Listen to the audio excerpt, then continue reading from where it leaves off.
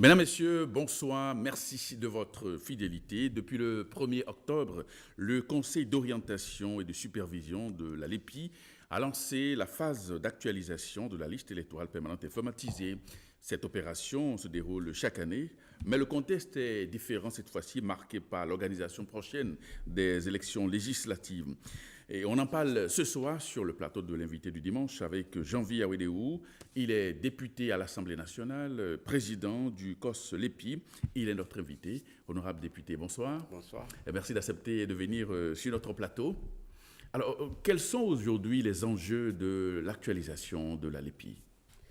Vous l'avez si bien rappelé qu'il serait inutile de vous répéter, puisque nous avons les prochaines élections prévues pour début 2019, les élections législatives.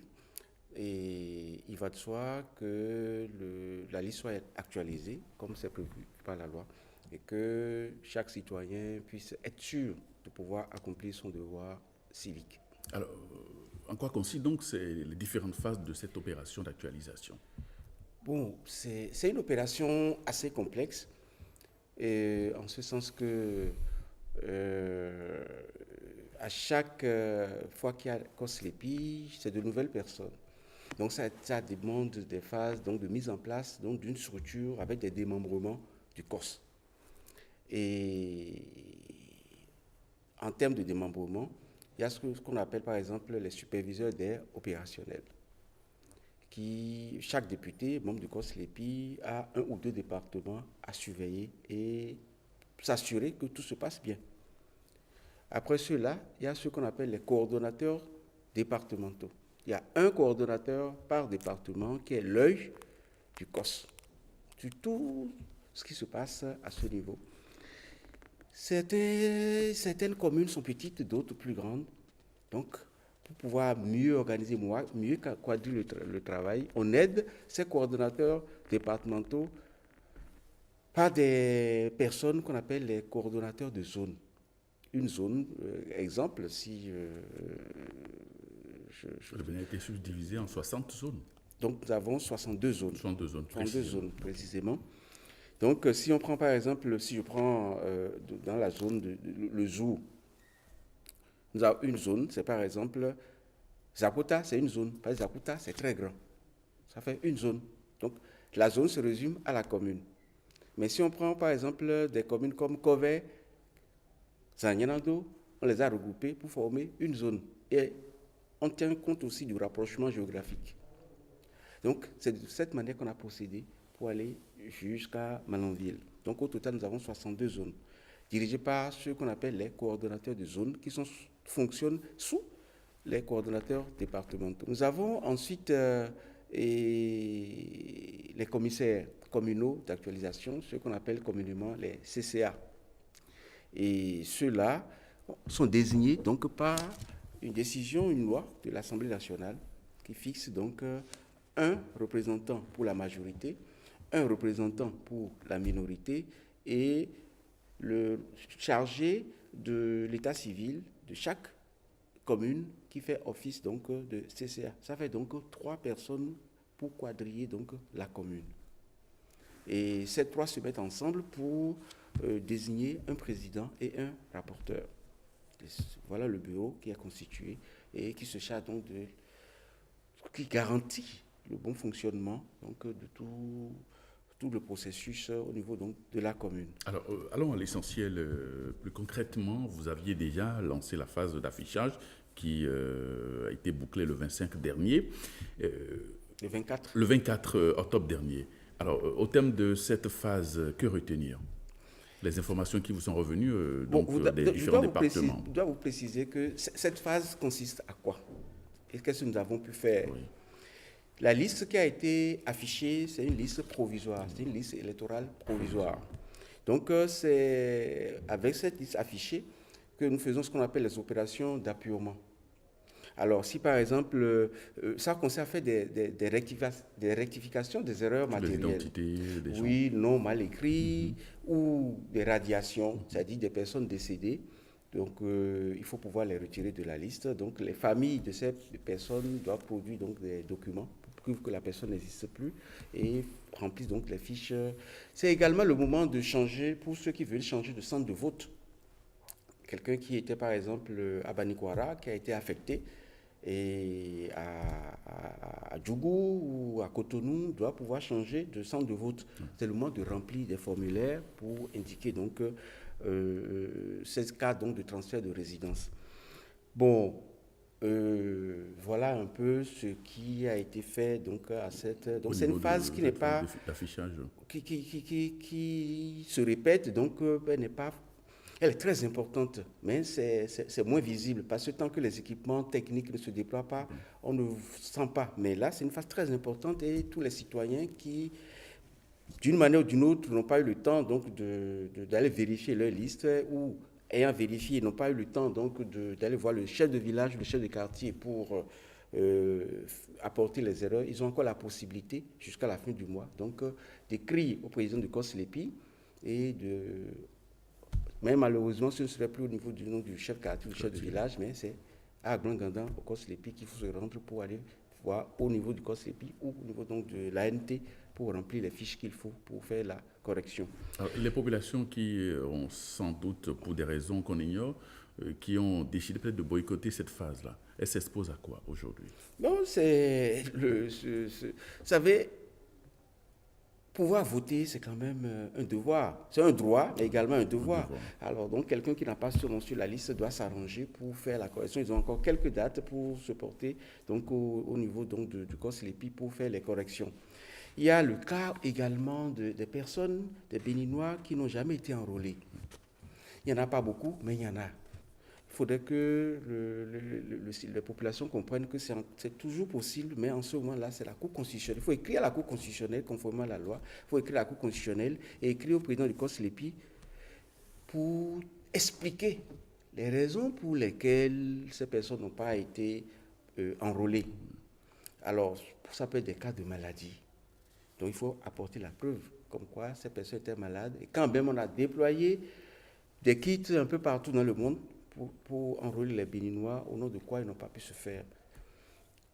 Mais il n'y a que donc, des justificatifs du genre qui puissent amener à enrôler de nouvelles personnes. Et ces personnes qui n'ont pas pu se faire enrôler, que faut-il faire aujourd'hui pour pouvoir les insérer dans les données de base? C'est ce que j'ai expliqué, c'est-à-dire ces personnes sont obligées de s'expliquer. Ouais. Exemple, on a eu le cas, je m'en parle du cas de quelqu'un qui était à Korogo, très loin d'Abidjan, et il n'a pas eu le temps, à l'époque, pendant les quelques jours d'enrôlement, de se rendre à Abidjan pour se faire enrôler. Aujourd'hui, c'est le moment d'écrire à la Cour constitutionnelle pour expliquer ce qui s'est passé et la Cour ordonne à ce que ces personnes-là soient enrôlées. Donc, c'est des dispositions, c'est des cas rares, mais ça existe.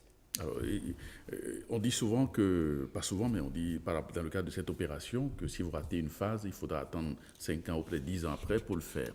Donc les personnes qui ne sont pas donc, dans les données de base de COSLEPI en ce moment, pour les échéances à venir, forcément, elles ne pourront pas voter. C'est ce que j'expliquais, il y a que cette dérogation ne peut provenir que de la Cour constitutionnelle. Et ça ne se fait pas à temps, comment est-ce qu'on peut si ce n'est pas fait à temps, donc elles ne pourront pas voter, tout simplement. Puisque c'est la loi, ce n'est pas nous. Alors, il y a aussi cette question donc, de gens qui ont perdu leur carte d'électeur. Qu'est-ce qu'on peut encore faire aujourd'hui pour ces personnes-là? Vous savez, la loi a prévu, je crois l'article 304 de la loi a prévu que des duplicatas peuvent être faits à ceux qui ont perdu leur carte. Il s'agira d'aller à la police républicaine, faire la déclaration de perte, obtenir un certificat de perte et formuler donc une lettre adressée au président de COSLEPI pour expliquer. Et sous certaines conditions définies par cet article-là, donc le dicata peut être fabriqué pour ce citoyen. Donc le COS est en train d'étudier les conditions pratiques pour réduire le coût au maximum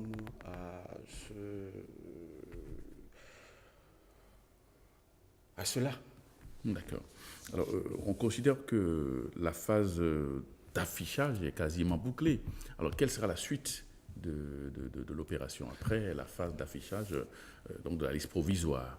À quoi est-ce qu'on peut s'attendre encore? Il faut donc apporter les corrections. C'est-à-dire qu'à partir donc, de lundi, les CCA et tous nos démembrements en Corse ont donc jusqu'à lundi pour mettre ensemble, faire le colisage et mettre tout ce qu'il faut pour tout convoyer sur le Corse Lépi à Cotonou, à Blanc-Gandan.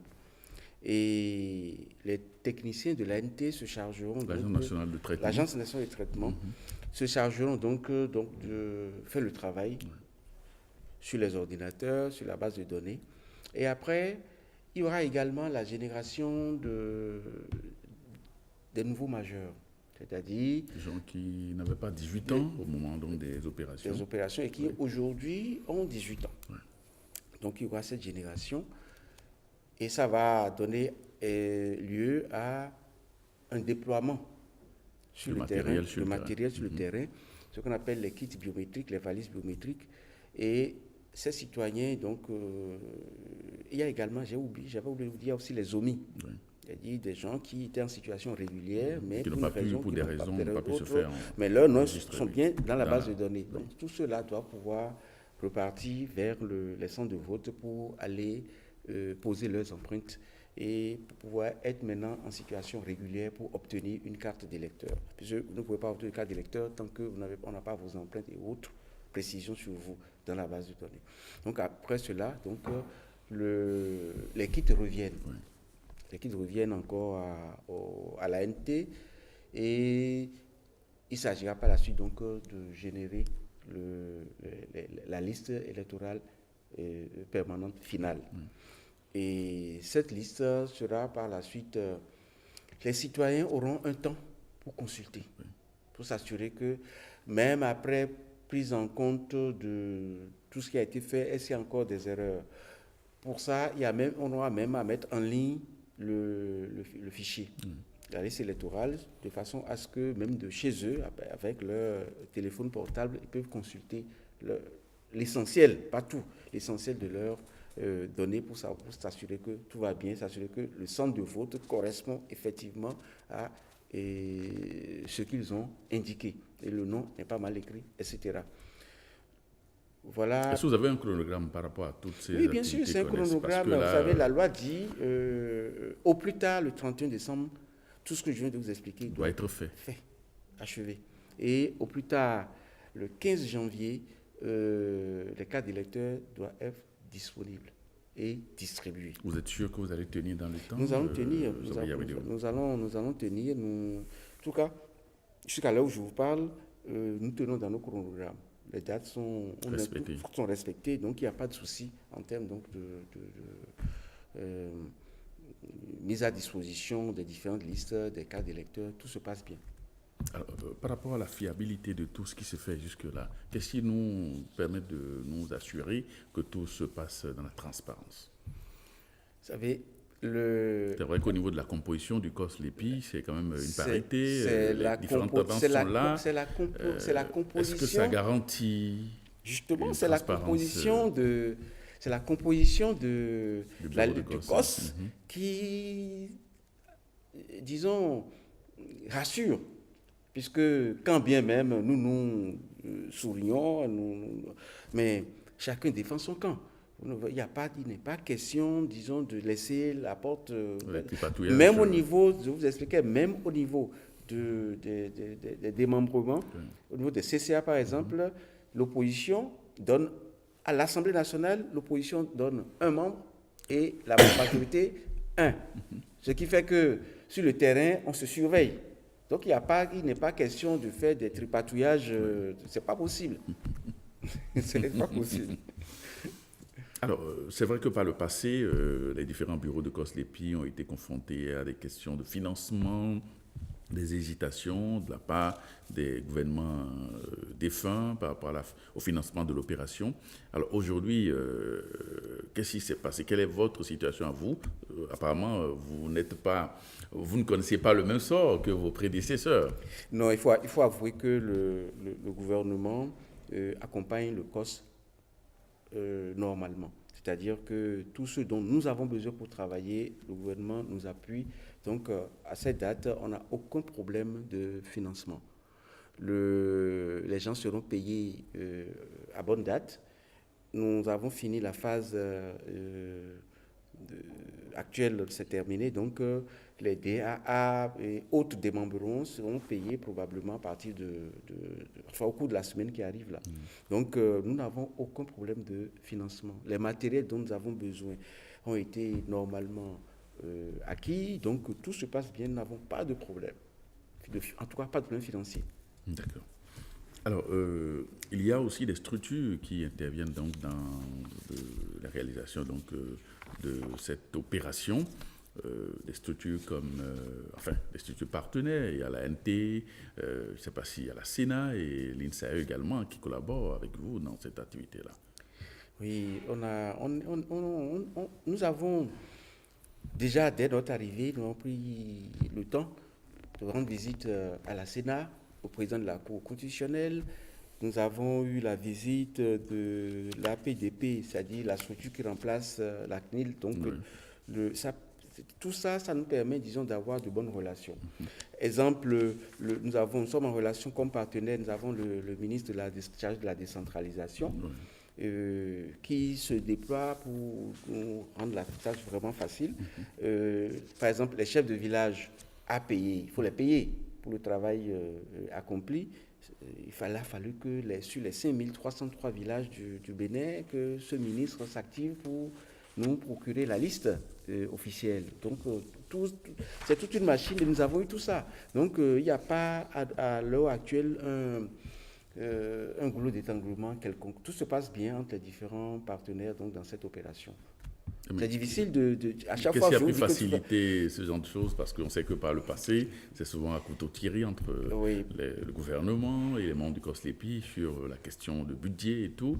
Mais apparemment, sous votre mandat, tout se passe très bien. Oui, il faut avouer. Quelle est la baguette magique? Qu'on le veuille ou pas, il faut avouer la volonté du gouvernement. Parce qu'il y a eu beaucoup de polémiques au départ. Absolument. Oui, le gouvernement ne veut pas de la LEPI, c'est le RAVIP que le gouvernement veut utiliser, etc. etc. Le chef de l'État a été ferme. Il tient à ce que tout se passe bien pour éviter tout équivoque. Donc, toute forme de suspicion quelconque. Donc, il a mis les moyens pour que tout se passe bien à la LEPI, pour que la liste soit une liste propre et que le peuple soit rassuré, que l'opposition soit rassurée. Donc, je pense qu'on a eu quand même le soutien du gouvernement pour que tout se passe bien. C'est pour ça qu'on ne sent pas de difficultés majeures à ce niveau. Alors, Jean-Pierre Yabéléou, vous êtes avant tout un acteur politique. Au niveau du Parlement, cette dernière législature, la 7e, sur la question des réformes, a beaucoup fait bouger les lignes. Il y a eu donc cette réforme du système partisan. Vous êtes également chef de parti. Un petit commentaire sur les innovations au niveau de la charte des partis et également au niveau du code électoral. Bon, vous savez, étant député, j'ai forcément voté puisque dans l'intérêt national, je pense que c'est une disposition, le système partisan, c'est quand même très important pour le pays. Parce que quand même, un petit pays avec 300 partis politiques, ça ne fait pas sérieux. C'est vrai, c'est l'expression de la vitalité de la démocratie au Bénin, c'est bien. Mais toutefois, ce serait quand même aussi intéressant de voir ce qui se passe ailleurs. Le Bénin a toujours innové. Pourquoi ne pas innover et être parmi les premiers à prendre des décisions du genre en Afrique francophone? Donc, quand tu vois des pays, 60 millions d'habitants, par exemple, ou maintenant un peu plus en France, pas plus de 4-5 regroupements politiques, c'est quand même impressionnant. Lorsqu'on va aux États-Unis, c'est plutôt 2-3 blocs qui s'affrontent à chaque fois. ça permet au pays, disons, d'avancer un peu plus facilement, plutôt que de chaque fois d'être obligé de tout changer, avoir des hommes politiques qui n'ont pas de camp politique véritable, mais qui sont obligés de s'accommoder avec les camps existants. Tout ça, ça permet, disons, ce système partisan, donc de revoir les choses de façon plus productive, politiquement parlant, pour le pays. Mais Donc, oui, mais c'est vrai que ça a été quand même pour vous, pour les acteurs politiques, une sorte d'instrument de chantage où, bon, tel dirigé mon parti, je vous donne tant, sinon je ne vous soutiens pas. Mais ça a été quand même une sorte de rente pour vous. Mais aujourd'hui que la donne a changé, quelle compensation aujourd'hui pouvoir tenir? Parce que là, vous êtes en train d'aller vers un système où il n'y aura plus ces pratiques-là. Le gap pour vous, acteur politique, où est-ce que vous allez le récupérer?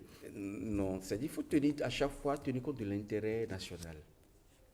C'est vrai, les politiciens, de toute façon, il faut comprendre que lorsqu'il y a changement, bon, il y a toujours de la résistance, il y a forcément de la résistance, mais il faut voir l'intérêt général. L'intérêt général, c'est qu'est-ce qui est intéressant pour notre pays. Maintenant que...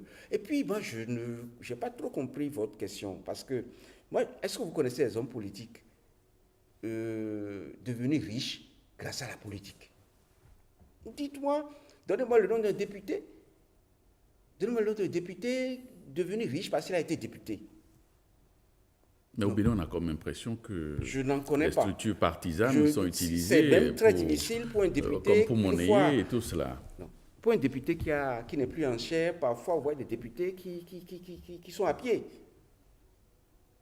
C'est de loin, avec Dame Rumeur, appuyé aujourd'hui par WhatsApp, qu'on a le sentiment que les députés sont achetés à coût de 100 millions, 200 ou 500 millions. Non, c'est faux. C'est faux. Même des personnalités les plus insoupçonnées qui racontent des trucs pour faire croire à ce qu'ils veulent parce qu'ils tenaient à gagner un vote, les Béninois ont cru. C'est pas moi, personne ne me croira si je disais que c'est faux. Mais moi, je m'en fous de l'opinion des gens, mais je vous dis ce qui est. De l'argent à circuler, etc. Donc on a le sentiment que le député est riche. Mais l'argent circule quand même dans le milieu politique, vous n'allez pas le nier. Je vous dis, c'est ce qui se dit. Toi, moi, janvier, je ne sais pas quel argent a circulé pour que je puisse en bénéficier. L'argent qui circule dans le milieu politique, à mon avis, et pour ce que je sais, c'est de l'argent officiel. Maintenant, dans le noir, si un regroupement politique arrive à arnaquer un homme politique parce qu'il veut être chef d'État ou bien il veut être quelqu'un, ça c'est des négociations que je ne maîtrise pas. Mais je dis à l'Assemblée nationale... Vous n'avez jamais été associé à ça? Ah non. Ça dit que vous savez, avant d'approcher quelqu'un, on essaie de voir, est-ce qu'il est... sensible à ce genre de choses. Est-ce qu'il serait sensible à ça? Donc, des gens... Des bavards comme nous autres, on s'en méfie. C'est vrai. Mais dans l'entente, sur le plan général, je regarde quand même, j'observe. Et je ne vois pas d'homme politique, en tout cas député. Les ministres, j'en sais rien. Mais député, finir son mandat et être riche, j'en connais pas. Maintenant, si l'opinion publique peut citer des noms de députés devenus milliardaires parce qu'ils ont été députés, ça c'est notre histoire. Donc, le rôle du député et surtout l'intérêt qui amène les gens à dire je vais être député et se battre pour être député, c'est surtout pour faire passer une vision, une idée et se faire écouter. C'est ça qui amène les gens à dire je vais être député. Mais aujourd'hui, pour ce que je sens, l'idée d'être député pour pouvoir aller prendre 100 millions dans le noir, c'est ça qui amène beaucoup de gens à dire je vais être candidat, je vais être député. L'esprit... cet esprit, disons, de volonté de vouloir changer a disparu. L'idéologie, ça a disparu. C'est ça qui choque un tout petit peu. Et donc...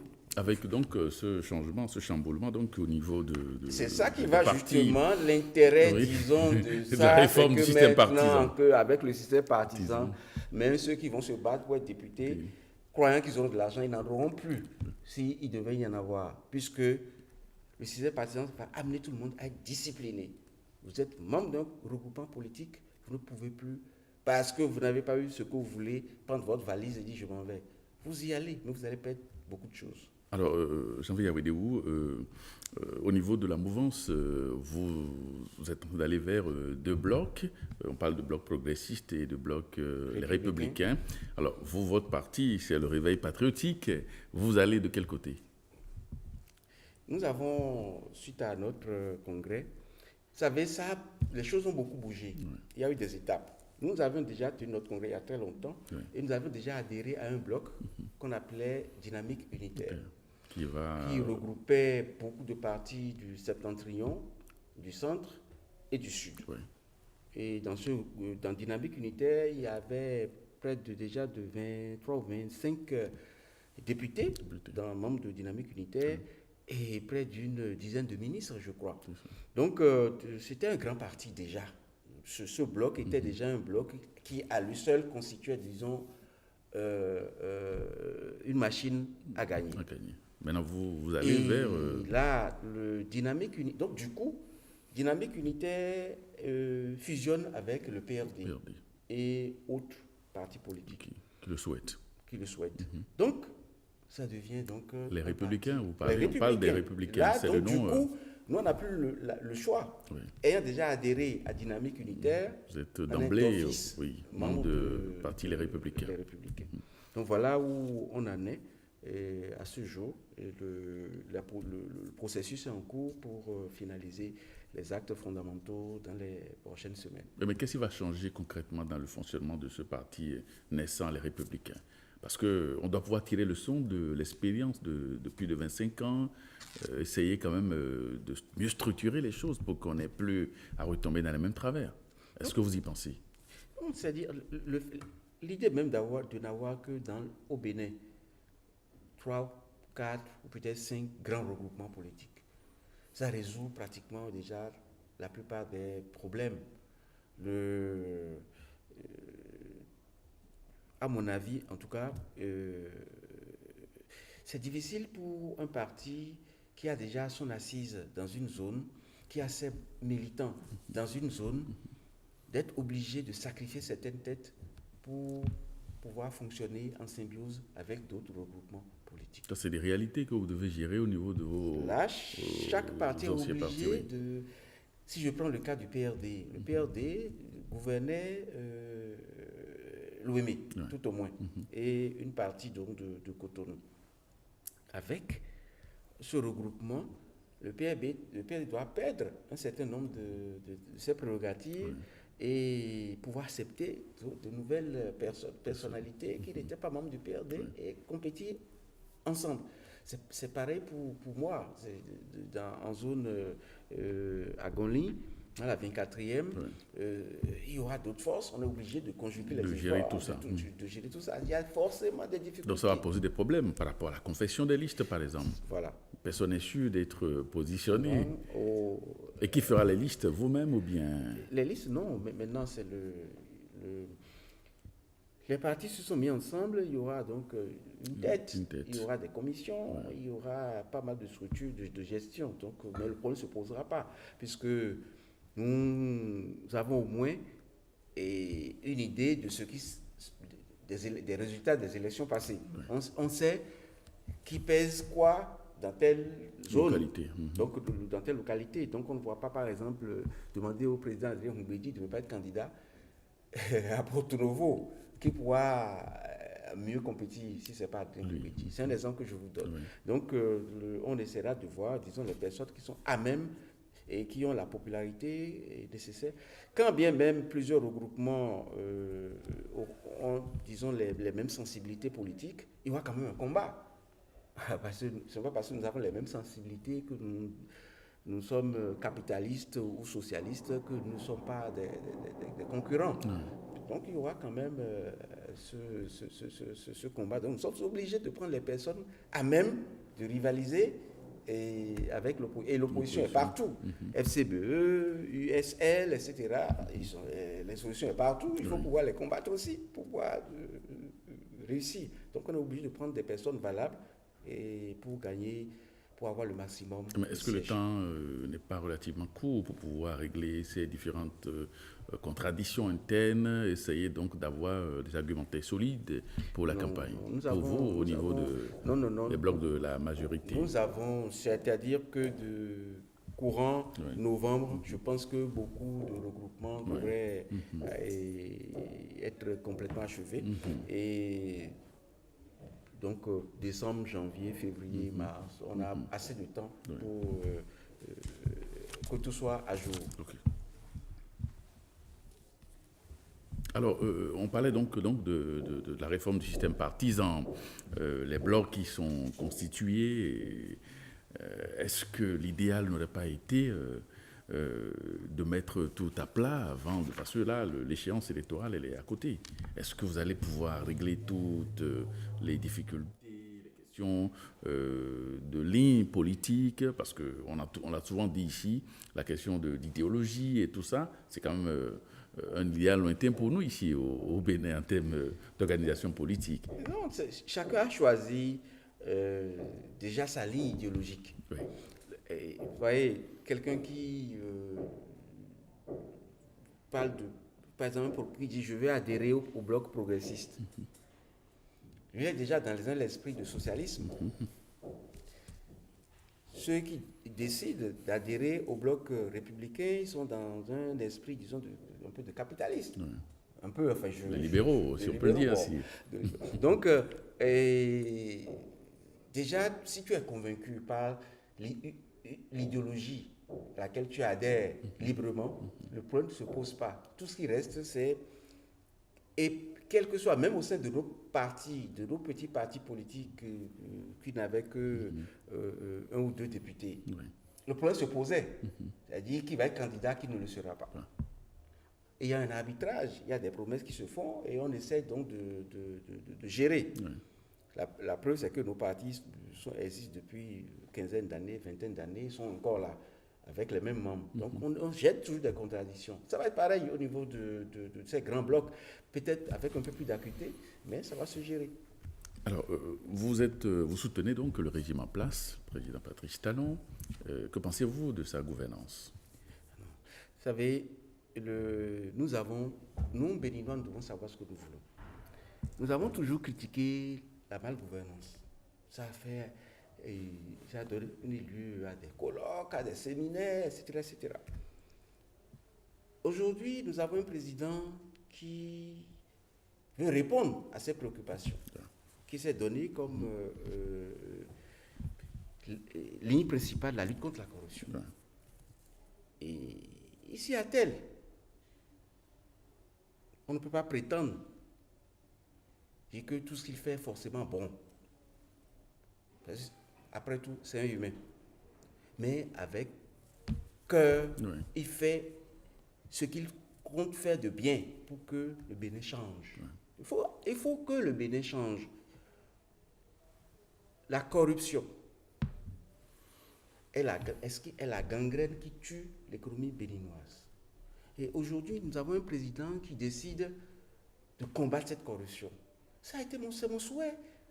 Depuis 2001 que je me suis engagé en politique. Parce que vous vous rappelez des célèbres livres comme Les vraies couleurs du caméléon. Oui. Et autres livres que j'ai écrits pour dénoncer la corruption. Aujourd'hui, j'ai un président qui se bat pour que les choses se passent mieux, pour qu'on gère mieux la chose publique. Et vous voulez que moi, janvier, je dise qu'il fait mal? Non. Je ne prétends pas qu'il fait tout bien, parce qu'il est un homme. Oui. Il peut avoir des erreurs d'appréciation. Oui. Mais l'esprit, c'est ça qu'il faut voir. L'esprit, c'est qu'il a envie de combattre la corruption. Et c'est ce qu'il faut apprécier. Et moi, je pense que le président Talon, il a tout mon soutien pour que la lutte contre la corruption soit une réalité, continue d'être une réalité, même si ça fait mal.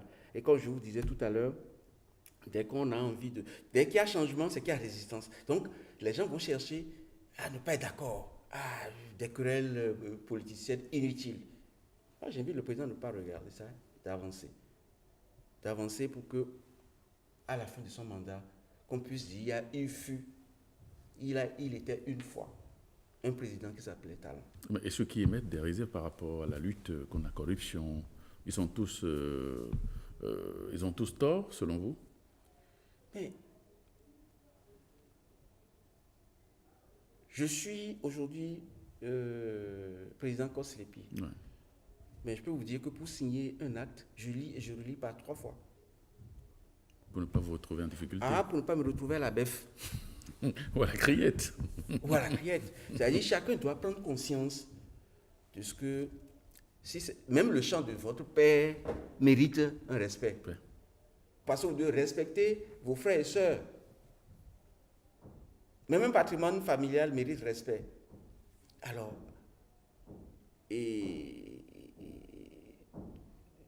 si on doit parler de la chose publique, il faudrait qu'on respecte. Même on n'est pas Dieu, on ne peut pas tout faire de façon super bien, mais qu'on ait la volonté de bien faire. Et toute erreur reviendrait à une malinterprétation ou à une malcompréhension des choses. Mais que d'office, on érige en règle de conduite la corruption, le pillage de l'économie nationale, ce n'est pas une bonne chose. Ça a été mon combat et vous le savez très bien. Donc moi je pense que ceux qui pensent que le président Talon fait mal en dénonçant et en combattant la corruption, moi je ne peux pas les soutenir. Voilà. Alors, on revient un peu sur vos attributions au niveau du COSLEPI. Quelle est l'ambiance qui règne au sein donc de bureau de COSLEPI? Parce que ce n'est jamais évident quand il y a des acteurs politiques, les intérêts étant divergents. C'est compliqué. C'est compliqué de vous expliquer. Parce que ça se passe un peu comme à l'Assemblée nationale. À l'Assemblée nationale, vous voyez les députés crier comme ce n'est pas permis au micro. Dès qu'ils sortent, ces mêmes députés qui, à l'Assemblée, ont défendu et ont voté diversement sur un sujet donné, aller manger ensemble et boire ensemble. 10 minutes plus tard. Ça, avec cet esprit, voyez-vous, on doit du mal à voir au Parlement des chaises se lever et des scènes de pugilat que nous voyons souvent ailleurs. Sur les réseaux ailleurs. C'est-à-dire, l'esprit, c'est ça. Ce même esprit transparaît dans vos plénières au niveau de COSLEPI. Où, exemple, avant-hier, nous avons tenu une plénière qui a duré 3 heures. Et nous ne sommes pas entendus sur quoi? Est-ce qu'il faut augmenter de quelques jours, donc reculer la date d'actualisation qui devait finir le 24, accorder à ceux qui n'ont pas, parce qu'on a eu quand même quelques citoyens qui ont dit « Ah, j'ai pas pu, j'étais pas là, etc. » On s'est dit, est-ce qu'il faut augmenter de 2 ou 3 jours ou finir ou pas cesser? Mais on avait des avis divergents. On a travaillé rien que sur ça, on a réfléchi, on a regardé le chronogramme, qu'est-ce qu'il faut faire, les implications, etc., etc. C'est une question, disons, rien que sur ce point, voyez-vous, il faut pouvoir s'entendre. Donc, ce n'est pas une affaire d'opposition et mouvance, c'est une affaire d'objectivité par rapport à la tâche et au chronogramme. Donc, voilà un peu l'ambiance, ça se passe bien. Pour l'instant, en tout cas, nous n'avons pas de problème majeur de mésentente. Personnellement, en tant que président, ordonnateur, je travaille avec les collaborateurs de la façon la plus collégiale possible. Et sur la question donc de la prorogation ou non de ce délai-là, qu'est-ce qu'il faut faire aujourd'hui? Nous avons finalement, pour ne pas perturber notre chronogramme, nous n'avons pas prorogé. Et la majorité a choisi de ne pas proroger. Parce que ça va induire conséquences financières et tout. On va se créer des problèmes inutilement. Mais par contre, les citoyens qui n'ont pas pu se rapprocher à temps de leur chef quartier ou chef de village ont la possibilité jusqu'à la fin du mois, disons, d'écrire directement au COS pour les rectifications, les mises à jour qu'il leur faut. Je voudrais rappeler également que c'est le moment, je l'ai dit au début, je le rappelle, c'est le moment pour ceux qui ont envie de changer de centre de vote. Le problème se pose souvent au niveau dans les fermes, Oui. où le bureau le plus proche n'est pas le lieu de vote n'est pas forcément le bureau le plus proche. C'est le moment d'aller demander des rectifications.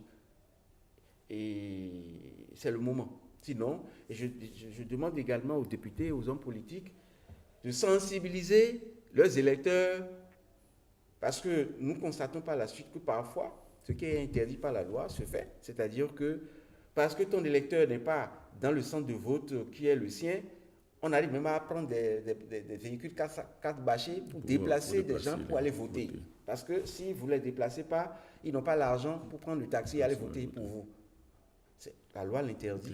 Donc c'est le moment de vérifier, de dire à vos électeurs, vos centres de vote, c'est le moment de choisir le bon centre de vote. Sinon, ça va être trop tard.